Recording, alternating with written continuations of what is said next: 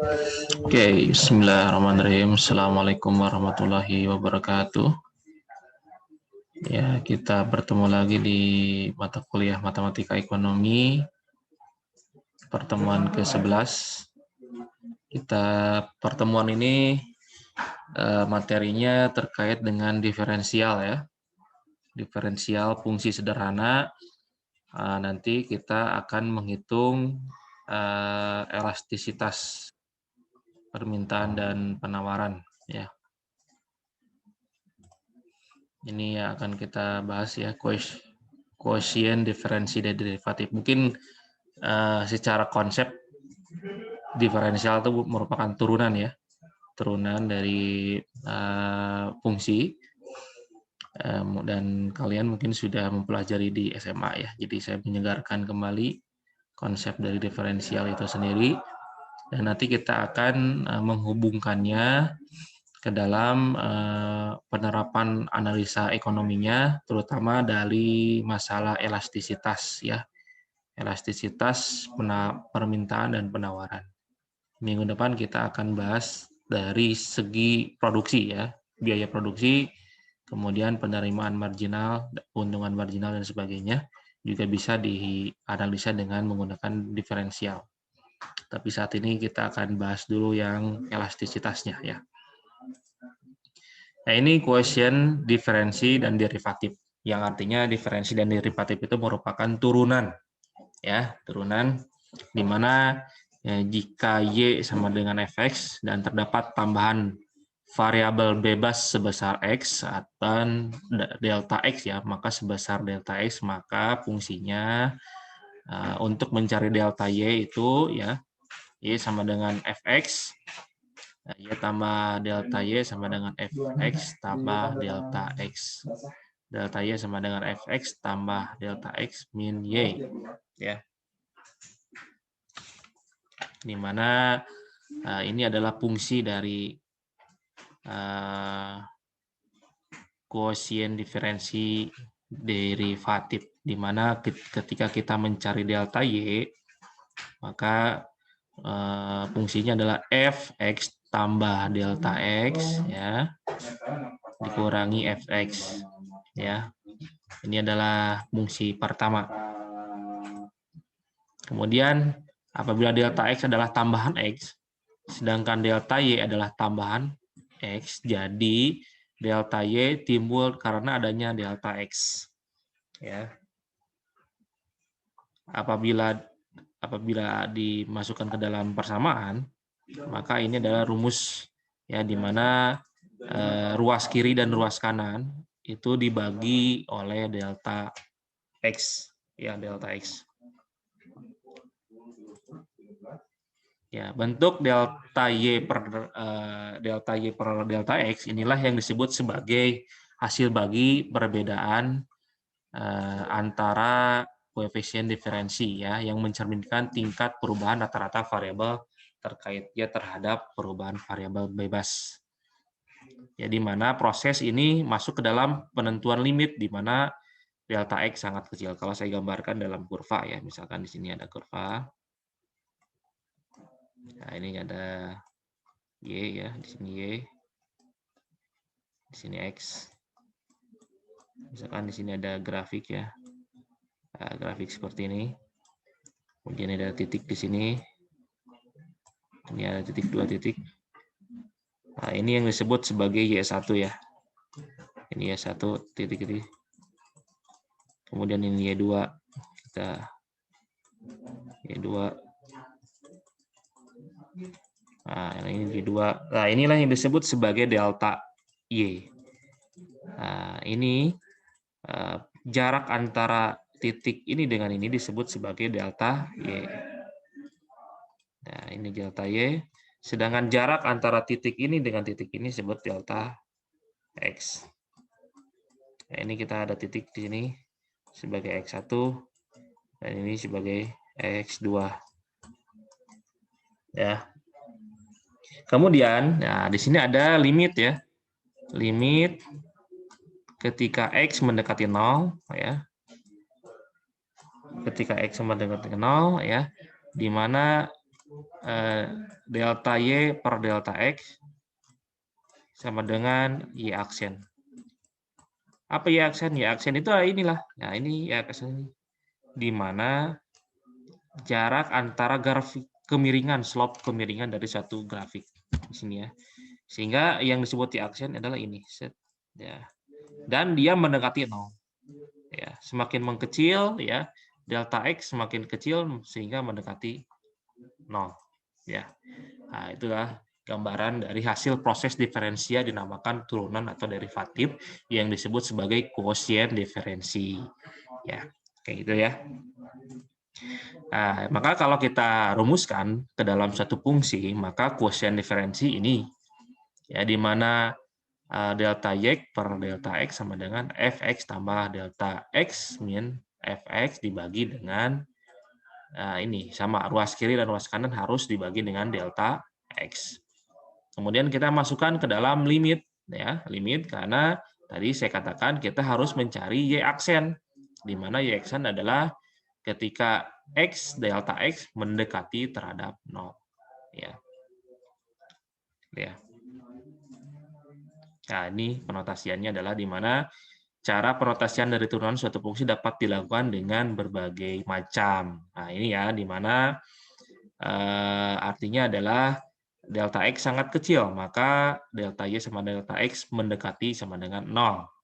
Ya, di mana limit delta X mendekati 0, ya, dikalikan delta Y per delta X, ini adanya ekuivalen ya, ini adalah lambang dari ekuivalensi, di mana itu sama dengan ya sama dengan juga sama ekuivalen itu sama dengan Y aksen dan ekuivalensi dari F aksen X sama ekuivalensi terhadap YX yang berekuivalensi terhadap DY/DX di mana DY/DX merupakan turunan dari DX itu sendiri ya. Di mana kuosien diferensi dari delta Y per delta X merupakan kemiringan dari kurva ya. Karena dari kurva Y sama dengan fx. Tadi ya yang sudah saya jelaskan. Nah, ini beberapa kaidah-kaidah diferensiasi ya. Mungkin ini penyegaran saja. Mungkin sudah diajarkan di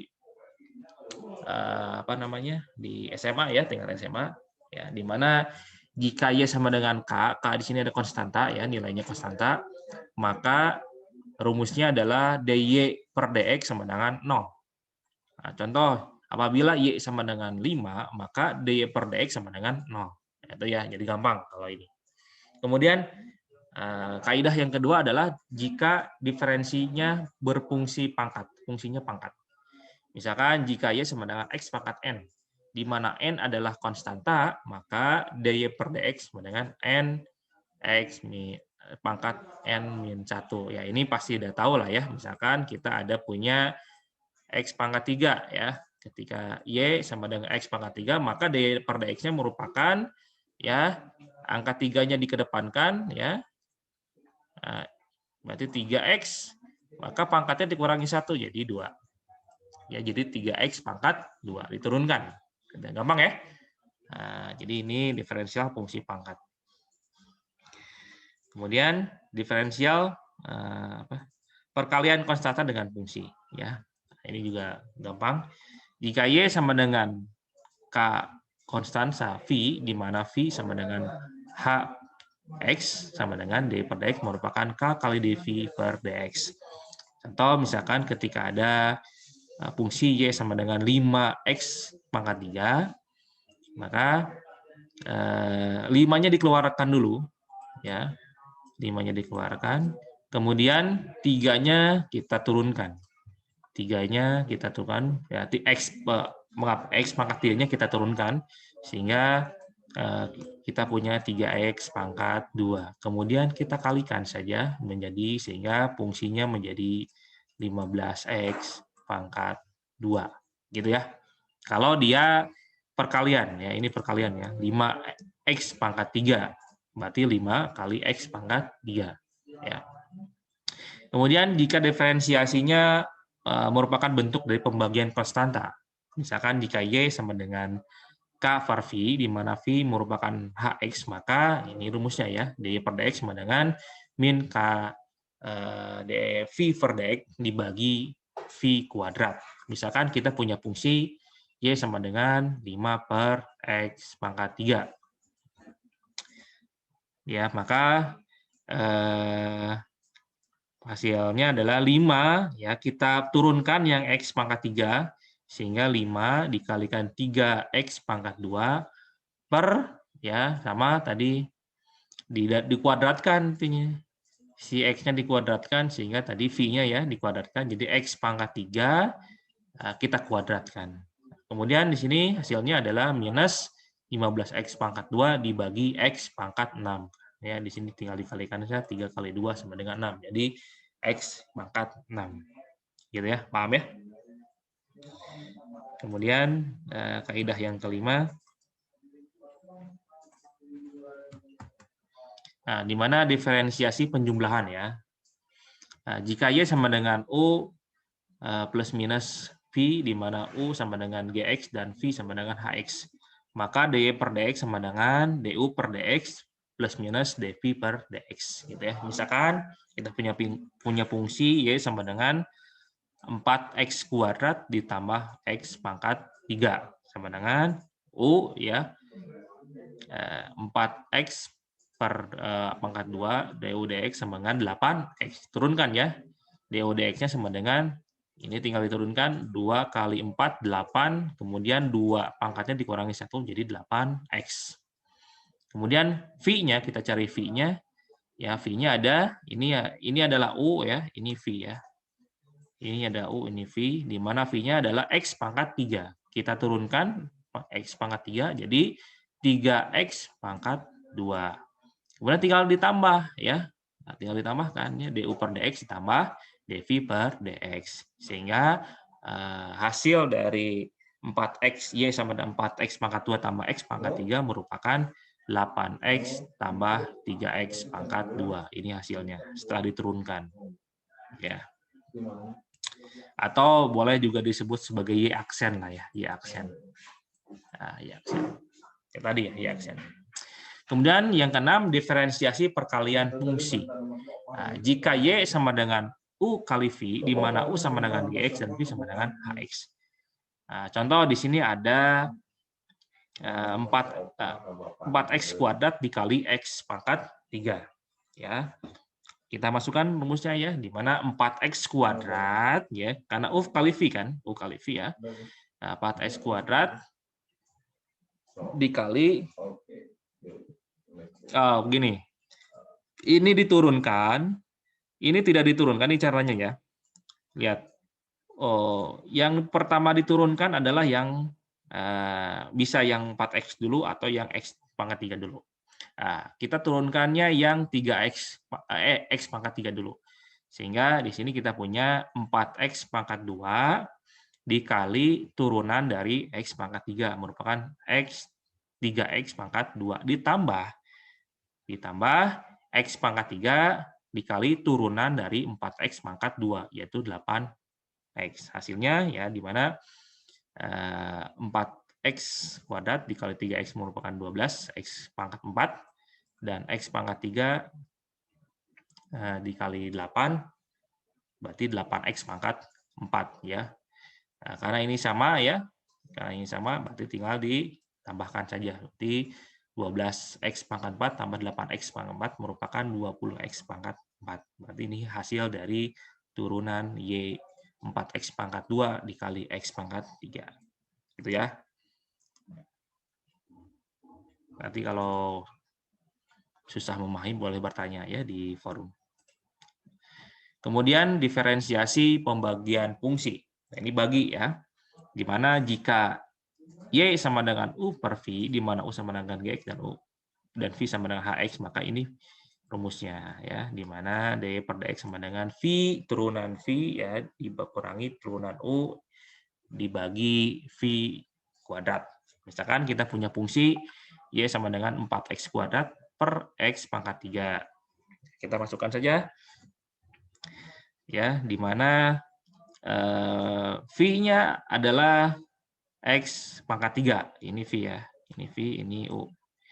Kita punya X pangkat 3, kemudian turunan dari U, yaitu 4X pangkat 2, ya turunannya 8X. Kayak tadi ya.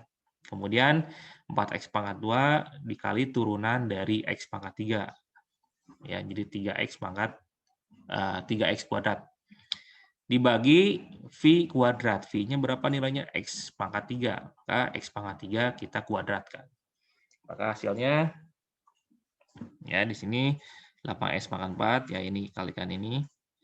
Nah, ini kali ini, kemudian ini kali ini, 8X pangkat 4 dikurangi 12X pangkat 4, ya, dibagi X pangkat 6. Ya, karena ini ada X pangkat 6, kita kurangi saja ya, ini habis. Ya. Ini juga habis ya, ini menyisakan 2 ya. Ini habis, menyisakan 2. Karena ini bagi ini ya, ini bagi ini ya. Berarti ini habis X pangkat 4-nya, ini X pangkat ini juga habis. Nah, tinggal menyisakan angka 8 dikurangi 12. 8 dikurangi 12 sama dengan minus 4. Dan ini tinggal menyisakan X pangkat 2. Ya, di sini berarti minus 4 dibagi X pangkat 2. Nah, ini kita masukkan ke di mana min 4 per X pangkat 2 merupakan min 4 X pangkat min 2. Ini ya. Jadi kalau misalkan si ininya pembagi, maka kalau kita masukkan ke dalam pangkat, maka itu menjadi min, ya, pangkat min 2 atau pangkat min kuadrat. Gitu ya. Nah, kita masuk ke dalam, nah ini contoh soal ya. Ini tolong dikerjakan. Misalkan ini saya kasih contoh satu deh. Ini kita berarti pakai yang pengurangan dan penjumlahan ya. Agak gampang saja, misalkan berapa turunan Y aksen dari 2X pangkat 3 dikurangi 4X pangkat 2 ditambah 7X tambah 5 ya. Ini saya kasih contoh satu. Turunan 2X pangkat 3 berapa? Ya, 3 kali 2 di X, 3-nya dikurangi 1. Maka 6 ya, 3 kali 2, 6. 6X, 3-nya kurangi 1 menjadi 2. Berarti 6X pangkat 2. Kemudian berapa? Kita cari turunan dari 4X pangkat 2. Ya. 2 kali 4, 6. X-nya habis ya, jadi 6X. Kemudian turunan dari 7X. Ya, maka kita hapus 7-nya, X-nya jadi 7 saja. Dan ini 0 ya. Maka turunan dari 2, ini aksen ya, aksen. 2X pangkat 3 min 4X pangkat 2 tambah 7X plus 5 adalah 6X pangkat 2 dikurangi 8 ya, ini maaf ya, 8X. Nah, dikurangi 8X ditambah 7, ini hasilnya ya. Coba kalian kerjakan nomor 2, 3, 4, dan 5, sesuai dengan kaidah yang tadi. Oke. Nah, sekarang kita masuk ke penerapan ekonomi. Di dalam penerapan ekonomi, ini untuk diferensial itu banyak sekali ya penerapan ekonominya. Nah, saya akan bahas dulu pada pertemuan ke-11 ini ya, yaitu penerapan ekonomi yang diferensiasi terkait dengan konsep elastisitas. Ya, elastisitas harga. Kalau kalian nanti belajar mikro, ya, kita akan bertemu dengan konsep elastisitas, di mana elastisitas itu kita ingin melihat perubahan harga apabila harga komoditas naik, maka akan berpengaruh terhadap berapa permintaan naik atau turun. Nah, ini kalau elastisitasnya kurang dari 1, maka teorinya ya apabila kurang dari 1 elastisitasnya, maka kenaikannya tidak signifikan. Jadi misalkan harga beras naik 10%, maka permintaan akan beras tidak akan turun sebanyak 10%. Karena beras merupakan harga pokok atau bahan pokok. Ini kalau elastisitasnya kurang dari 1, maka itu menandakan bahwa dia adalah bahan pokok. Ya, karena meskipun di harganya naik, tidak berpengaruh terhadap permintaan barang tersebut. Jadi permintaannya tidak akan turun. Ya, jadi kalaupun turun tidak akan melebihi dari 10%. Itu yang apabila nilai elastisitasnya kurang dari 1. Kemudian apabila nilai elastisitasnya lebih dari 1, nah ini apabila barang tersebut naik, maka penurunan dari barang tersebut akan menurun 2 kali lipat. Ya, misalkan ada barang, misalkan baju, misalkan ya, baju itu kan bukan bahan pokok misalnya. Ada celana misalkan naik 10%, maka permintaan akan celana akan turun sebanyak 20% atau lebih dari 10%. Nah, gitu ya. Itu disebut sebagai konsep elastisitas. Tapi ada juga yang disebut unitary, di mana unitary itu adalah tingkat elastisitasnya sama dengan 0. Ya, unitary disebutnya. Elastisitas unitary. Ya. Apa yang terjadi apabila elastisitas itu tingkat elastisitas, nah ini lambang elastisitasnya ya. Bagaimana terjadi, apalagi ini eta ya kalau dalam bahasa ekonomi. Ini apabila sama dengan 0, ini akan terjadi yang disebut dengan unitary. Apa unitary? Unitary adalah keadaan di mana mau naik atau turun produk tersebut tidak mempengaruhi jumlah permintaan. Nah, gitu ya.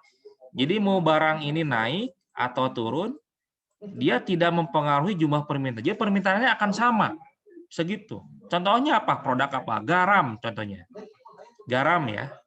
Jadi kalau harga garam naik 10%, ya orang-orang akan beli garam segitu. Tidak akan menjadi turun permintaannya. Karena garam itu dibutuhkan tapi orang tidak terlalu banyak belinya kan. Jadi tidak serta-merta permintaan akan garam akan turun kalau harga garam naik.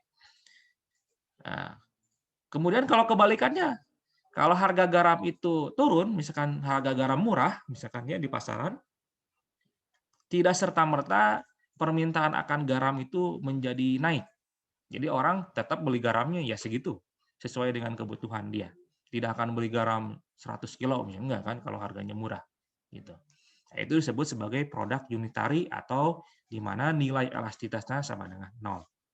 Nah, kemudian kalau nilai elastisitasnya kurang dari 1, ya, apabila nilai elastisitasnya kurang dari 1, maaf ya, maka itu disebut sebagai bahan pokok atau elastisitas.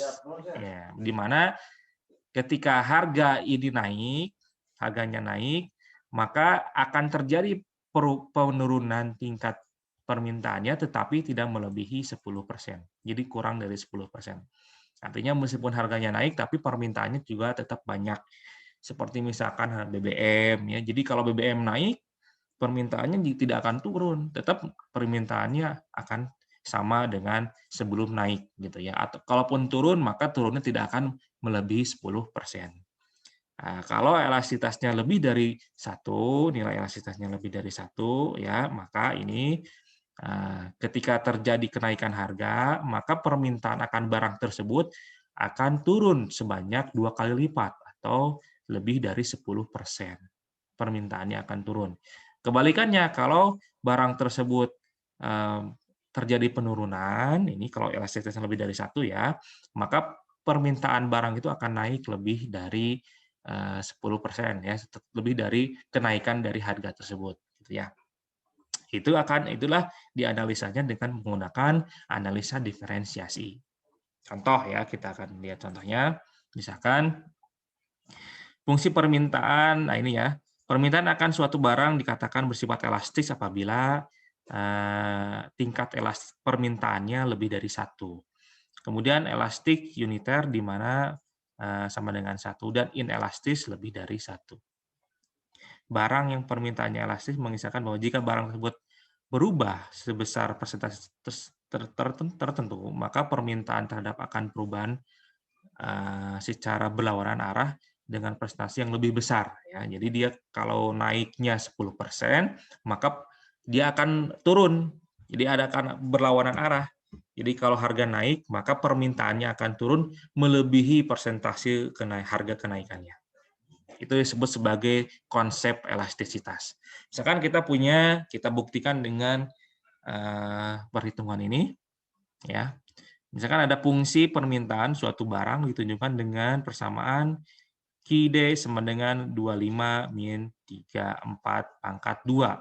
Tentukan elastisitas permintaannya pada tingkat harga P sama dengan 5. Yang pertama kita harus cari dulu Q aksennya atau turunan dari Q-Day-nya.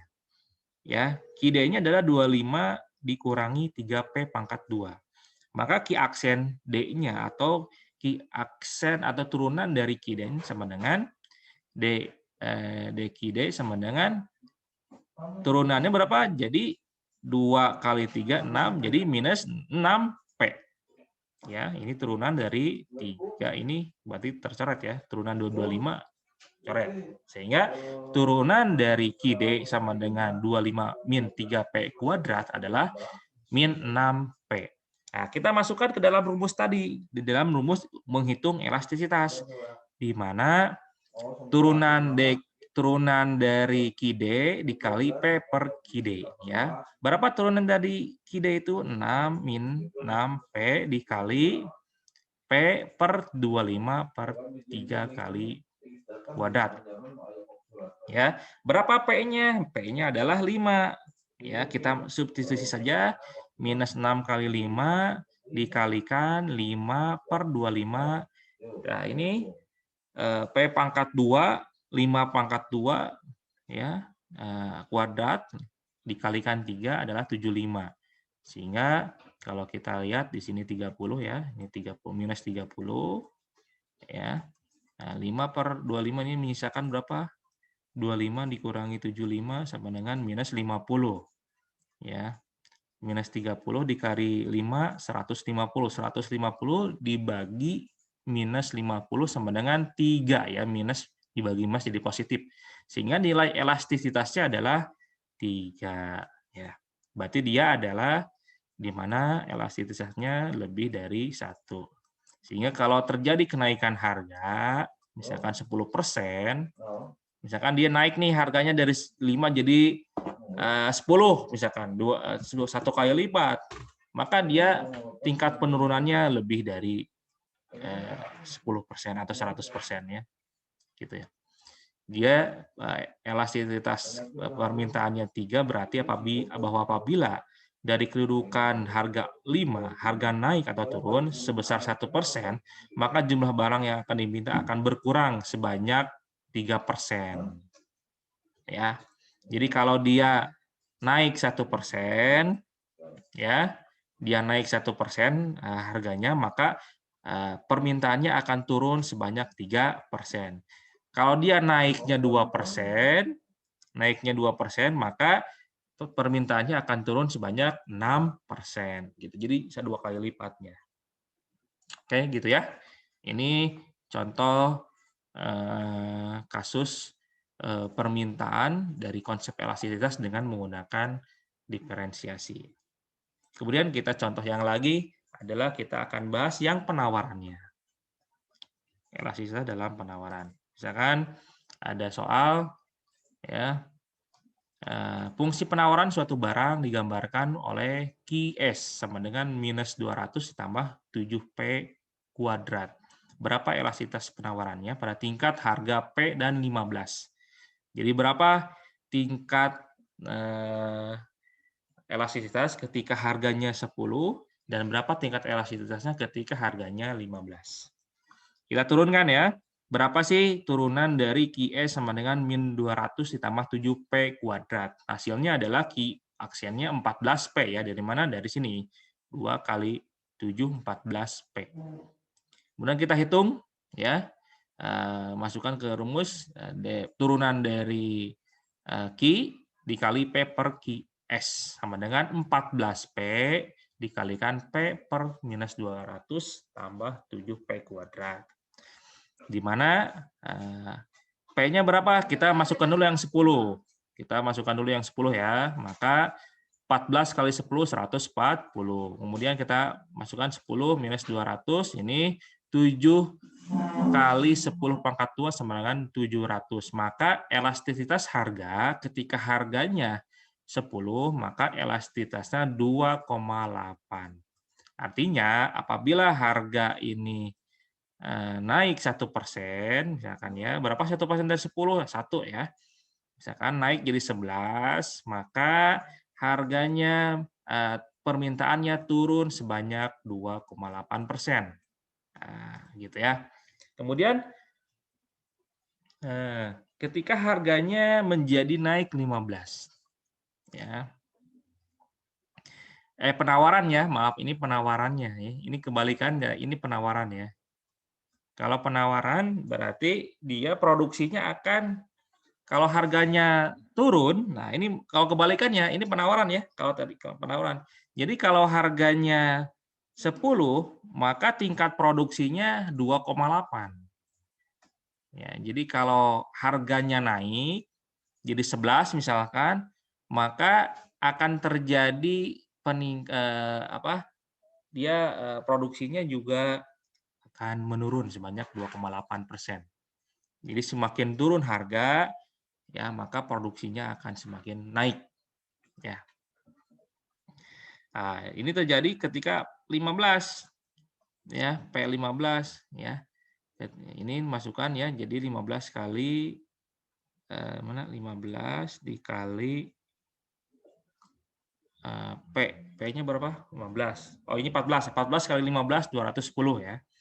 14 kali 15 210, kita masukkan 15, ini juga sama, jadi 1.575 dan tingkat elastisitasnya turun 2,3. Jadi ketika harga naik, ya harga naik, maka tingkat produksinya ya juga akan turun sebanyak 2,3%. Ya, gitu. Paham ya? Jadi ketika harga naik, maka tingkat produksinya akan turun. Nah, ini elastisitas penawaran, istilahnya lengkap elastisitas harga, suatu koefisien yang menjelaskan besarnya perubahan jumlah barang yang ditawarkan berkenaan adanya perubahan harga. Jadi merupakan rasio antara presentasi perubahan jumlah barang yang ditawarkan terhadap presentasi perubahan harga. Jika fungsi penawaran dinyatakan dengan QS sama dengan F, P, maka elastisitas ininya rumusnya. Nah, ini penawaran suatu barang dikatakan bersifat elastis apabila ya elastisitas S lebih dari 1. Kemudian elastik atau uniter jika elastisitasnya sama dengan 1 dan inelastis bila elastisitasnya kurang dari 1. Barang yang penawarannya inelastis mengisyaratkan bahwa jika barang tersebut berubah sebesar presentasi tersebut, maka penawarannya berubah secara searah dengan presentasi yang lebih kecil. Kalau tadi permintaannya berlawanan, kalau ini searah ya. Jadi kalau misalkan ininya turun, ya harganya turun,